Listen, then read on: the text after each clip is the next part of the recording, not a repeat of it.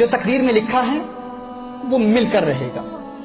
جتنی دولت اللہ نے لکھی ہے وہ مل کر رہے گی، وہ ملے گی. ہم جو کچھ بھی کر لیں، ساری دنیا جمع ہو جائے، ہماری کل دولت سے وہ جو اللہ نے لکھی ہے اس میں سے ایک پینی، ایک پاؤنڈ، ایک یورو، ایک درہم، ایک دینار، ایک روپیہ بھی نہیں نکال سکتے. جو لکھا ہے مل کر رہے گا. اور اگر ساری دنیا ہماری ساتھی بن جائے، ہماری معاون بن جائے، سارے مالدار لوگ ہماری مدد کرنا شروع کر دیں، تو جو اللہ نے لکھا ہے اس میں ایک پینی کا اضافہ نہیں کر سکتے. یہ قانون ہے. اگر مسلمان ہیں تو اس پر ہمارا عقیدہ ہونا چاہیے کہ جو کچھ اللہ نے لکھا ہے وہ مل کر رہے گا. اگر آپ آج غریب ہیں تو مت سمجھیے کہ آپ اس لیے غریب ہیں کیونکہ آپ زندگی میں کوئی ایسا بڑا کام نہیں کر پائے، اپنا اہل تھے اس لیے غریب ہیں. نہ، آپ غریب ہیں کیونکہ جتنا آپ کے لیے اللہ نے لکھا ہے وہی ملنا تھا. اگر کوئی ملٹی ملینئر ہے اور سمجھتا ہے کہ میں اپنی فہم اور فراست، ادراک اور شعور اور اپنے مناسب فیصلوں کی بنیاد پر میں ملینئر بن چکا ہوں، نہ، تو ملینئر ہے. اگر تو مالدار ہے تو اس لیے نہیں ہے کیونکہ تو اپنی محنت کی وجہ سے مالدار بنا ہے. تو مالدار ہے تو اس لیے ہے کیونکہ جو کچھ اللہ نے لکھا ہے وہ تجھے ملنا تھا. یہ اسلام کا قانون ہے، یہ اسلام کا اصول ہے. اگر مسلمان ہے تو اس کو تسلیم کرنا ہوگا. اگر ہم مالدار ہیں تو اس لیے ہیں کیونکہ اللہ نے تقدیر میں لکھا ہے. اب جو لکھا ہے وہ تو مل کر رہے گا نا، اس سے تو ہمیں کوئی محروم نہیں رکھ سکتا. تو پھر پریشانی کس چیز کی؟ پھر پریشان کیوں ہوتے ہیں؟ اب یہاں سوال پیدا ہوتا ہے، نیچرلی ایک سوال پیدا ہوتا ہے، ذہن میں ایک سوال آتا ہے کہ ٹھیک ہے اگر ایسی بات ہے تو پھر ہم کام کیوں کرتے ہیں؟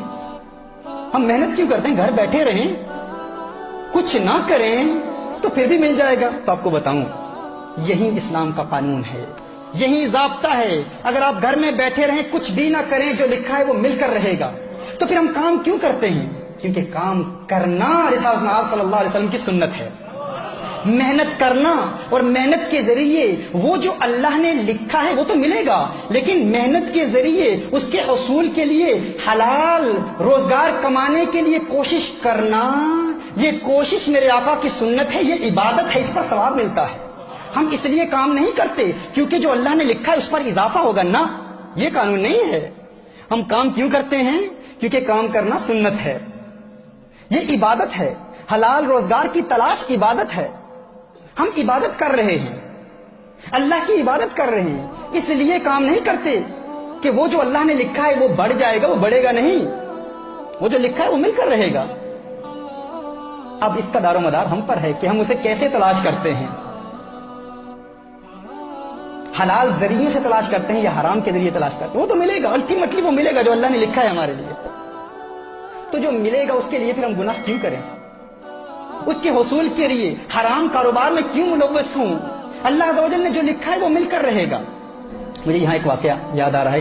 آج سے 4-5 سال قبل تقریباً ہمارے نیوٹن روڈ مرکز میں، ہمارے پرانے مرکز میں، ایک صاحب میرے پاس آئے، ہماری محفل میں آئے اور کہتے ہیں کہ تنگ دستی ہے، بڑی پریشانیاں ہیں، میں چاہتا ہوں کوئی کاروبار مل جائے، روزگار کے لیے دعا کیجیے. کچھ محافل میں آنا جانا رہا، اللہ عز و جل نے کرم کیا، انہیں کام مل گیا.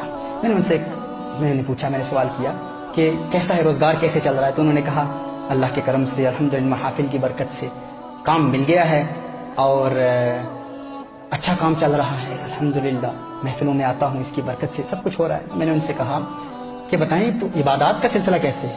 کہا نہیں، ایک مسئلہ ہے، وہاں پر جو میرا امپلائر ہے وہ مجھے نماز نہیں پڑھنے دیتا، عبادت نہیں کرنے دیتا. میں نے کہا اچھا، عبادت نہیں کرنے دیتا تو آپ کو تو کام چھوڑنا چاہیے تھا. میں نے کہا نہیں، ارے اتنی محفلوں میں آ کر، اتنی مدت کے بعد، اتنی کوشش کے بعد، اتنی جد و جہد کے بعد، اتنی دعاؤں کے بعد آج کام ملا ہے اور آپ کہتے ہیں کہ نماز کے لیے کام چھوڑ دوں. میں نے کہا آپ کام کیوں کرتے ہیں؟ کہتے ہیں اس لیے کرتا ہوں تاکہ روزگار ملے، تاکہ دولت ملے، تاکہ اپنے گھر کے اخراجات چلا سکوں، گھر چلا سکوں. میں نے کہا نہ، کام کرنے کا مقصد یہ نہیں ہے، وہ تو ملنا ہی ہے. ہم کام فقط اس لیے کرتے ہیں کیونکہ کام کرنا سنت ہے.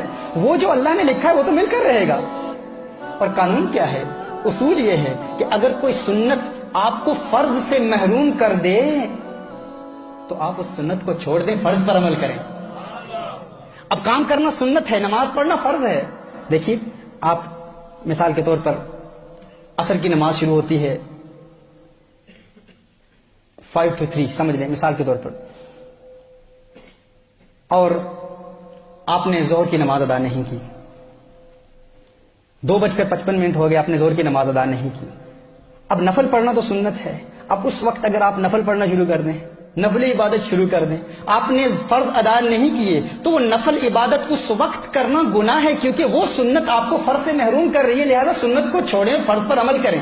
मैंने उसे कहा कि आप काम इसलिए कर रहे हैं क्योंकि काम करना सुन्नत है, और अल्टीमेटली जो लिखा है वो तो मिलकर रहेगा, लेकिन ये काम आपको फर्ज से महरूम कर रहा है, तो आप काम को छोड़ें, फर्ज अदा करें। उस अल्लाह के बंदे ने इस पर अमल किया। दुआ कीजिए अल्लाह अज़्ज़ व जल मुझे भी उसका यकीन दे दे जितना यकीन अल्लाह अज़्ज़ व जल ने उसे दिया था। उसने इस पर अमल किया।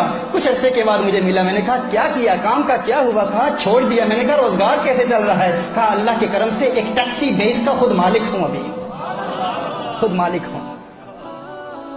ये यकीन ये हमारे अंदर अगर पैदा होगा कि अल्लाह ने जो लिखा है मिलकर रहेगा, तो फिर कोई गम नहीं, परेशानी है ही नहीं। बड़े से बड़ा नुकसान हो जाए परवाह नहीं, भाई क्यों परेशान हो रहे हो? जो अल्लाह ने लिखा है वो मिलकर रहेगा।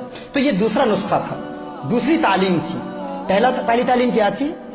पहला कानून क्या था कि इंसान किस बात का यकीन कर ले कि मैं अल्लाह की रजा पर राजी रहूंगा। और दूसरी बात क्या? तालीमात मुस्तफ़ा सल्लल्लाहु अलैहि वसल्लम के जरिए कल्बी सुकून हासिल करने का तरीका क्या है? इंसान ये यकीन कर ले जो लिखा है वो मिलकर रहेगा।